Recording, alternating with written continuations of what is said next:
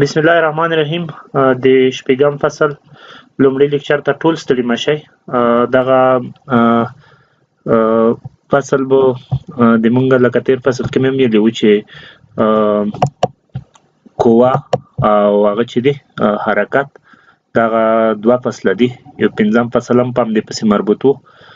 په دغه فصل کې به مونږ بالخصوص د فریکشن یا د اصطکاک په اړه د اصطکاک په اړه ټول بحث کوو. ټول لیکچرونه د اصطکاک په اړه دي ځکه مهمه قوه ده. نو نن یې اول لیکچر دی. مونږ به په دغه اول لیکچر کې عمومي انټروډکشن همدغه رقم د اصطکاک ډولونه وپېژنو. دغه فصل چې د ومې ویل چې په اصطکاک پسې مربوط دی. د اصطکاک قوه باید وپېژنو. د اصطکاک قوه چې دی دغه کله چې دوه جسمونو ترمنځ نسبي حرکت رامنځته کېږي په هغه وخت کې اصطکاک منځته راځي. یعنې زه کولی کم فریکشن یا فریکشن فورس ولیکم. فریکشن اپوزز مخالفت ته وایي. اپوزز the relative motion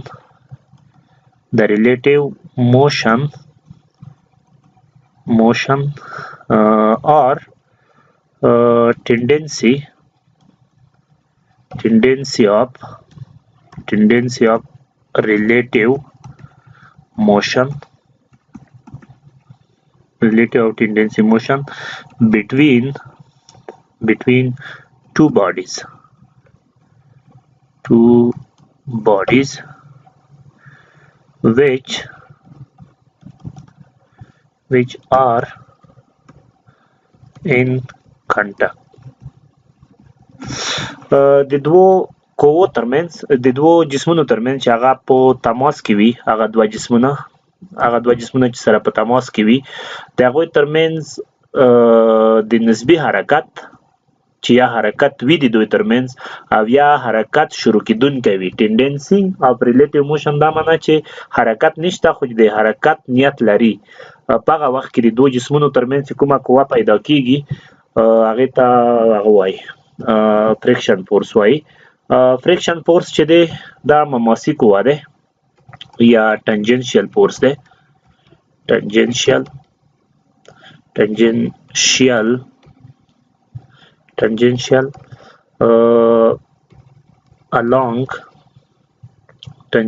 along the contact.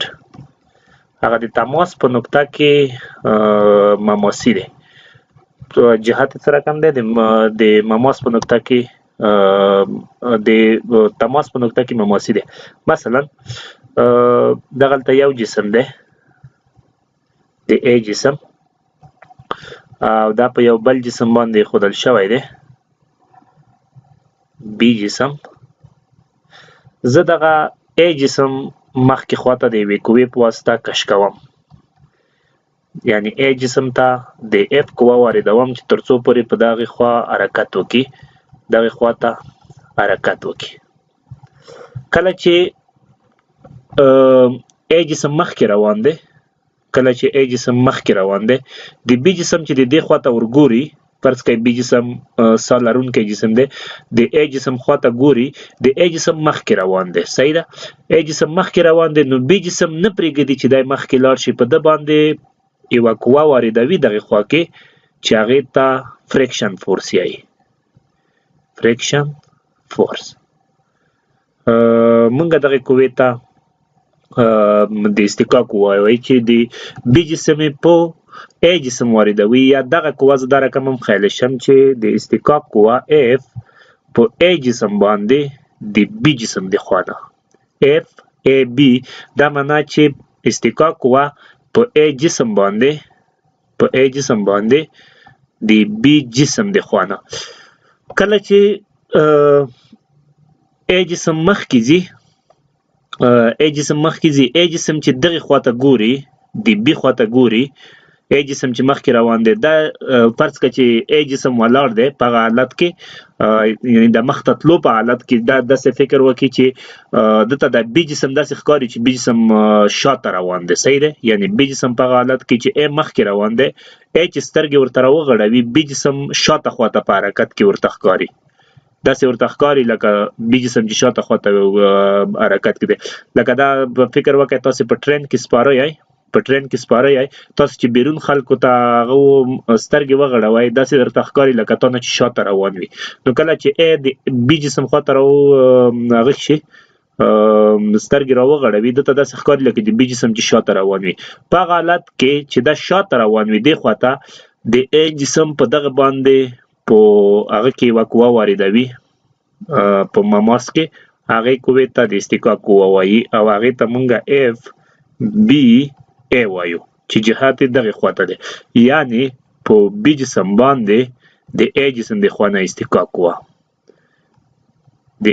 د خوا نه اصطکاک قوه تاسو ته مې د نیوټن په دریم قانون کې ویلي وو د نیوټن دریم قانون تھرډ لا په هغې کې مې تاسو ته ویلي وو چې قوې چې دي فورسز په جوړایي حالت کې واقع دي یا په جوړایي حالت هغه دي موجود دي د اصطکاک قوه هم جوړایي قوه ده یعنی د اصطکاک قوه د دوه جسمونو ترمنځ چې موجوده ده په یو جسم باندې نه ده د یو جسم د خوا نه د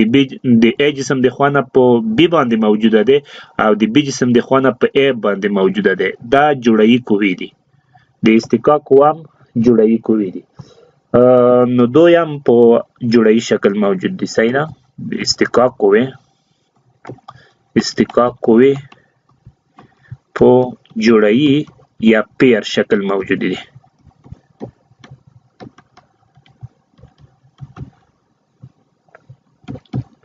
نو دغه د په هیڅ وخت داسې فکر ونه کوي چې په هغه حالت کې په کنټکټ حالت کې صرف یوه د اصطکاک قوه موجوده ده یو جسم په بل جسم باندې یوه قوه واردوي او هغه بل جسم په بل جسم باندې یوه قوه واردوي نو دوه جسمونو د کنټکټ په وخت کې دوه قوې موجودې دي مونږه دوه ډوله هغه قوې لرو اصطکاک قوې لرو چې مونږ دپاره ډېرې مهمې دي اصلا خو درې هغه دي ډوله دي یوه ته رولینګ هم وایي خو مونږ چې هغه کوو دوه ډولو سره ډېر کار لرو فریکشن فورس ټایپس مونږ دوه ډوله لرو یوه ته یې سټیټیک فریکشن یایي یا ستاتیکي اصطکاک سټیټیک فریکشن یا ستاتیکي اصطکاک او بل ته ډاینامیکي اصطکاک یایي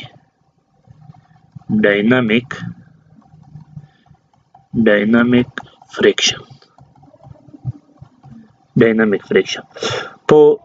ستاتیکي اصطکاک کې څه رقم کیسه ده په ستاتیکي اصطکاک هغه وخت موجود وي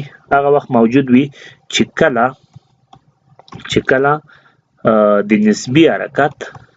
د نسبي حرکت د شروع کېدو نیت وي چې کله د نسبي حرکت د شروع کېدو نیت وي خو اصلا حرکت نه وي یعنی اوس هم جسم په ساکن حالت کې وي یا په ریسټ کې وي څه معنا مثلا مونږ دلته یا په ځمکې باندې یو کارتن ایښی دی او دا کارتن د کومو موادو نه ډک دی فرض کوم زه به وښیم چې دا 100 کیلوګرامه وزن لري دغلته یو ماشوم دی صحیح ده دلته یو ماشوم دی او په ده باندې دغه ماشوم قوه واردوي دغه قوه مثلا تر 100 نیوټنو پورې دغه ماشوم واردوی شي دغه ماشوم دغه بکس نشي ښورولی صحیح ده دغه بکس د ده په واسطه مخکې نه ځي دلته دغه قوه شته دی 100 نیوټنه قوه ماشوم واردولی شي خو دا بکس نشي ښورولی دغه بکس غواړي چې وښورېږي یا بکس غواړي چې مخکې لاړ شي خو دلته د اصطکاک قوه دی دلته د اصطکاک قوه د حرکت په مخالف جهت باندې پیدا کیږي او دغه جسم تر هغې پورې ځکه چې د اصطکاک قوه چې دی د هغه نه زیاته ده د دغه قوې نه یا د واردونکې قوې نه زیاته ده په دغه وخت کې چې کومه هغه پیدا کیږي د اصطکاک قوه را پیدا کیږي دې ته مونږه سټیټیک فریکشن یایو سټیټیک فریکشن یعنی جسم غواړي چې لاړ شي مخکې خو اصطکاک دومره زیات دی چې دغه هغه نشي خورولی دغه جسم مخکې نشي تللی نو دغه هغه ته حالت ته چې په مونږه وړه قوه واردوو یا کمه قوه واردېږي او جسم مخکې نه ځي په هغه وخت کې چې دلته چې کوم فریکشن را پیدا کیږي هغه فریکشن ته مونږه د هغه قوه وایو د سټیټیک فریکشن وایو او په هغه کې په ډاینامیکي فریکشن کې مثلا همدغه هغه راواخلی دغه بکس راواخلی دغه 100 کیلوګرامه چې کوم هغه دی بکس دی 100 کیلوګرامه چې کوم بکس دی دغه راواخلی دلته اوس یو فرض کړئ یو ښه قوي انسان راغو یو ښه قوي انسان په دغه باندې قوه وارده کړه په دې باندې مثلا وارده کړه 300 نیوټنه صحیح ده یو ښه قوي قوه وارده کړه یا دا ښه قوي انسان دی دغه انسان چې هغه وکړو قوه وارده کړه دغه بکس په حرکت راغو د دغه حرکت نه وروسته هم که فکر م کړی وي د ځمکې او د دغه بکس په ترمنځ د حرکت په وخت کې چې دا په حرکت کې هم دی تاسې به هغه د ځمکې نه یو اواز واورئ کچک کچک کچک دغه اواز به واورئ دغه اواز چې دی دا د اصطکاک قوه دی یا د اصطکاک قوې په واسطه را پیدا کیږي بیا هم د ځمکې او د بکس ترمنځ اصطکاک شته دغه اصطکاک ته ډاینامیکي اصطکاک یایي وبخئ ډاینامیکي زه دلته نه ورته وایم کینیټیک ورته ووایه ښه کینیټیک فریکشن دغه اصلاح کوي کینیټیک فریکشن دغه اصطکاک ته کینیټیک فریکشن یایي یا اف کې باندې ښودل کیږي او دغلته چې کوم اصطکاک پیدا کیږي هغه مونږ په اف اس باندې ښیو یا فریکشن سټیټیک او دا فریکشن کینیټیک یعنی دا د حرکت په وخت کې هم دی خو بیا هم دلته اصطکاک موجود دی دغه اصطکاک ته مونږ کینیټیک فریکشن یایي چې کله جسم د حرکت په حال کې وي هغه وخت کې چې کوم اصطکاک موجود دی هغه کینیټیک فریکشن دی خپله دغه د په سړک باندې چې موټرونه روان دي د دوی د ټایرونو او د سړک ترمنځ چې کوم اصطکاک موجود دی د حرکت په وخت کې دا خپله کینیټیک فریکشن دی صحیح ده ځکه چې موټرونه د حرکت په وخت کې دي د سړک د سطحې سره د دوی اصطکاک موجود دی بیا هم هغه شته دی اصطکاک شته دی راځئ دغه هر یو جدا جدا وپېژنو چې کوم یو یې کینیټیک فریکشن په کوم وخت کې استعمالیږي او سټیټیک فریکشن په کوم وخت کې استعمالیږي مونږ راځو اول کینیټیک فریکشن ته یا کینیټیکي اصطکاک ته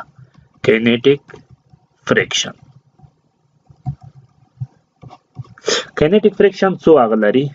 خصوصیات لري اول خصوصیت دغه دی چې د نسبي حرکت په وخت کې عمل کوي یعنی کله چې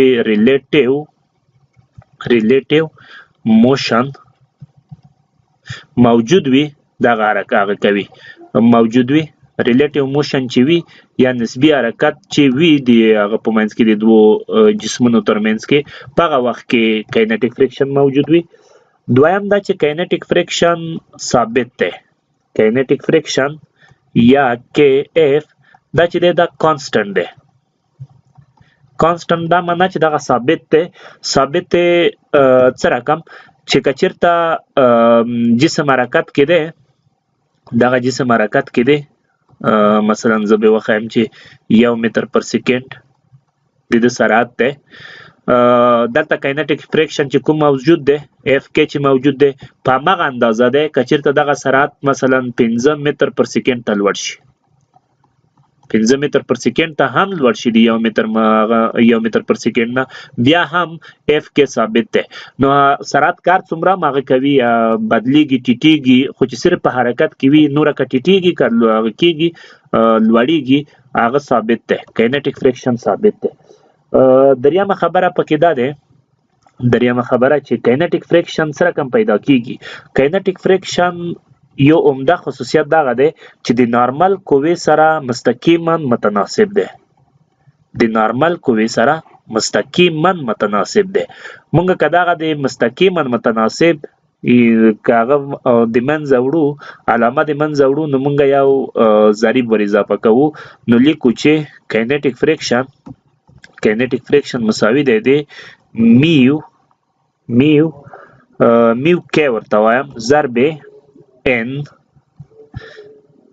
دغه د نارمل دا د کینیټیک فریکشن هغه دی فارمولا دی دغه هغه ته ضریب ته مونږ د کینیټیک فریکشن ضریب وایو یا کوافیشنٹ of kinetic friction او n چې د نارمل قوه ده نارمل ده او هغه چې د اف کې چې د استقاق هغه ده قوه ده د استقاق قوه نو هغه چې د استقاق قوه چې د نارمل قوې په تغییر سره هغه کیږي بدلیږي راځي په دې غږ لا وګورو مثالونه وګورو چې دا کنسپټ هغه شي کلیر شي فرض کوو دا غلطه هغه دی یو جسم دی کتله دی 4 کیلوګرامه او په دغه باندې 10 نیوټنه قوه عمل کوي او دغه مخې خواته په موشن یا په حرکت کې دی صحیح ده د سطح او دغه جسم ترمنځ هغه چې د استقاق ضریب چې دی یا میو کې یا کینیټیک فریکشن کوافیشنت چې دی هغه 0.2 دی نو تاسو چې څه پیدا کوي یا فریکشن فورس پیدا کوي فریکشن فورس او دویمه تعجیل پیدا کوي د دغه جسم د 4 کیلوګرامه کوم هغه چې د بلاک چې دی دغه پیدا کوي تعجیل پیدا کوي نو راځي موږ تاسو هغه رسم کو فری باډي ډیاګرام رسم کو 4 کیلوګرامه کتله لخته خواته به وزن ام جی دا به شي 4 کتله د ضرب جی بلس ونیسو د ځمکې د جاذبې تعجیل بلس متر پر سکند مربع ونیسو د خواته 10 نیوټنه هغه عمل کوي پورته خواته به نارمل شي د ځمکې په واسطه نارمل نو د وای په محور اف نت کا پیدا کو اف وای چې مساوي کو د 0 سره نو بل کومه قوه نشته ان پورته ده او ام جی ښکته ده نو دا به سره مساوي شو یا به داسې ولیکو چې پورته خواته ان ښکته خواته 4 جی دغه قوه ده دا مساوي 0 سره شو نو ان به مساوي شي د 4 ضرب لس دا مساوي شي د 40 سره 40 نیوټن سره دغه تم باید په یاد وي دا مو باید هر وخت په یاد وي چې نارمل چې ده نارمل دا خو ام جی دی کنه نارمل هر وخت د ام جی سره نه مساوي کیږي ځکه دغه نه پیدا کوي نارمل به مساوي شي د ام جی سره نارمل هر وخت د ام جی سره نه هغه کیږي مساوي کیږي د قوې د عمل زاویه هغه وخوري تغییر وخوري نو هغه هم تغییر کوي نارمل هم تغییر کوي نو په وای محور باندې نارمل پیدا شو ان نو موږ به اوس د هغه د لپاره د فریکشن فورس د پیدا کولو د لپاره ولیکو چې میو کې ضرب ان دا مساوي شي میو کې څومره دی 0.2 ضرب ان 40 شو یا نارمل 40 شو 0 به د اشاریه سره کټ شي نو 2 ضرب هغه شي 4 شي دا به 8 نیوټن شي 8 نیوټن نو اوس کومه په هغه باندې بلاک باندې قوی وخیو په 4 کیلوګرام بلاک باندې دغه خواته 10 نیوټن او فریکشن بو 8 نیوټن شي نو 8 نیوټن د خواته ده او 10 نیوټن اخر خواته ځکه نو جسم د خواته په موشن کې ده کومه خواته چې هغه زیاته وي قوه زیاته وي نو جسم به هغه خواته په موشن کې وي او دغه ته باید هر وخت متوجه وای چې ان د ام جی سره نه مساوي کیږي نو اوس موږ کاغه پیدا کو تعجیل پیدا کو نو تعجیل پیدا کولای شو چې په دغه کې ځکه قوه د خواته زیاته ده نو تعجیل خالص تعجیل به د خواته وي چې کومې خواته قوه زیاته ده هغې خواته به تعجیل وي. نو موږ د نیوټن د دویم قانون لیکلی شو چې اف نیټ دا مساوي دی د ام ای سره د دغې ځای نه اف نیټ به څومره شي. اف نیټ چې کومې خواته تعجیل وي هغې خواته مثبت نو شي به لس، دغې خواته به لس مثبت شي او دغې خواته به اته منفي شي، منفي اته دا به اف نیټ شي. ځکه کومې خواته چې تعجیل دی هغې خواته موږ مثبت نیسو او د تعجیل مخالف خواته منفي نیسو. دا مساوي شي کتله څومره دی 4 ضرب ا. د دغې ځای نه چې ا پیدا کړئ ا به مساوي شي دا به 2 شي، دا به 2 شي چې په 4 تقسیم کې 0.5 به شي، 0.5 متر پر سکند برابر. نو دغه به تعجیل وي په دغه وخت کې. راځئ دغه مثال وګورو. هماغه بلاک دی، هماغه 4 کیلوګرامه بلاک دی، 4 کیلوګرامه. په دې باندې یوې قوې دغې خواته عمل کړی دی. دا قوه څومره دی 10 ضرب جذر 2 نیوټنه دومره قوه دی او دا د افق سره په 45 درجو عمل کړی افق سره. نو تاسو کوم شیان پیدا کړئ؟ فریکشن فورس پیدا کړئ کې نارمل پیدا کړئ. اول نارمل پیدا کړئ، نارمل. دویم فریکشن فورس پیدا کړئ او دریم هماغه تعجیل پیدا کړئ. دغه درې شیان پیدا کړئ. نو راځئ دغه قوه به څه رقم شي؟ یوه به افقي مرکبه شي او یوه به عمودي مرکبه شي. عمودي مرکبه شي. افقي مرکبه به څومره شي 10 جذر 2 دغه سره کوساین جوړوي، کوساین د 45 او دغه خواته د دغه زاویې سین دلته هم 45 دی خو د دغه زاویې سین خلم. نو لیکم چې دغه 10 جذر 2 ساین دی 45. نو دغه یو هغه شوه افقي قوه شوه، عمودي قوه شوه او دغه افقي قوه شوه. نو اوس که پری باډي ډیاګرام جوړ کو نو پری باډي ډیاګرام کې به 4 کیلوګرامه بلاک باندې کومې قوې عمل کوي؟ یوه به دغه قوه شي 10 جذر 2 کوساین د 45 څو دی؟ یو پر جذر 2 دی، یو پر جذر 2 جذر 2 به ختم شي، 10 به پاتې شي. نو خالصه قوه به 10 شي او یو پورته خواته قوه شوه، پورته خواته قوه هم 10 ضرب جذر 2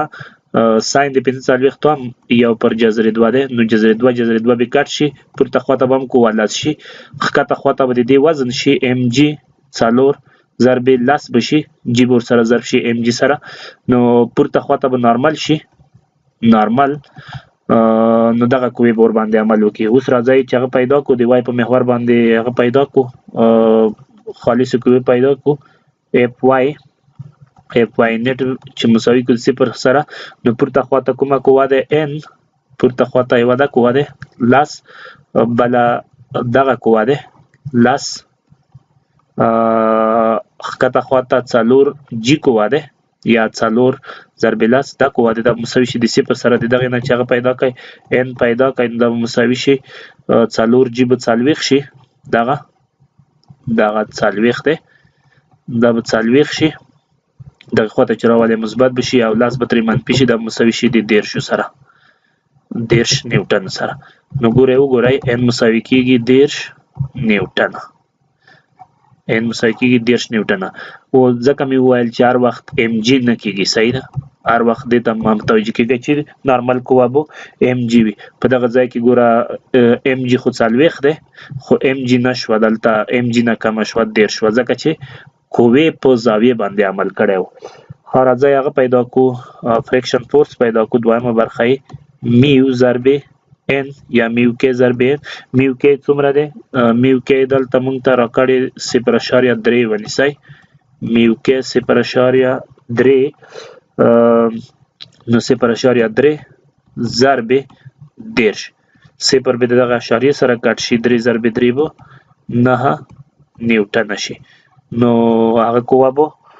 9 نیوټن شي. اوس تاسو په پری باډي ډیاګرام کې دغه قوه مر واچوي. ښکته پورته قوې اوس مونږ نه دي ضرور ځکه چې ښکته پورته قوې خو حرکت نه کوي د ځمکې د هغه نه د وجې نه مونږ ته صرف افقي قوې پکار دي. نو دې خواته 10 دغه قوه، دې خواته 10 او دې خواته د فریکشن قوه شوه د فریکشن قوه څومره راووته 9 نیوټن. نو 9 نیوټن او 10 نیوټن نو د هغه د پیدا کولو لپاره د تعجیل د پیدا کولو لپاره باید ولیکو چې اف نیټ یا د نیوټن دویم قانون ام ضرب ا اف نیټ څومره ده چې 10 قوه کومه خواته زیاته وي هغه خواته به تعجیل وي، نو تعجیل به د خواته وي ځکه چې دا قوه زیاته ده 10 ده 9 د خواته ده نو دغه خواته به حرکت وي، نو 10 هغه خواته مثبت ځکه چې تعجیل هغه خواته ده منفي 9 دا مساوي کیږي کتله څو ده 4 ضرب ا. د دغه ځای نه چې ا پیدا کړئ نو ا به درته معلومه شي ا به مساوي شي دغه به یو شي یو چې په 4 تقسیم کې 0.25 بشي 0.25 متر پر سکند مربع. نو په دغه وخت کې چې دغه خواته 10 نیوټن عمل وکي او د خواته فریکشن 9 نیوټن وي نو تعجیل به دغه بلاک 0.25 متر پر سکند مربع وي. تاسو به د کورنۍ وظیفې په توګه به دغه لاندې مثال حل کړئ. همدغه بلاک ده 4 کیلوګرامه بلاک ده فریکشن هغه ونیسئ فریکشن کویفیشنټ یې ونیسئ 0.3 دغلته یوې قوې عمل پکړی دی د دغه خوا نه یوې قوې عمل پکړی او دغه قوې د افق سره 45 درجې زاویه جوړه کړي او دغه قوه د شل ضرب جذر 2 نیوټن سره مساوي ده دومره قوې عمل پرې کړی. تاسو 3 شیان پیدا کړئ هماغه نارمل قوه هم پیدا کړئ چې څومره ده فریکشن فورس هم پیدا کړئ چې څومره ده او تعجیل هم پیدا کړئ. دغه 3 شیان هم دغه د تیر مثال غوندې دغه 3 شیان تاسو پیدا کړئ. نو دغه لیکچر تر همدغه پورې بس ده. ډیره زیاته مننه.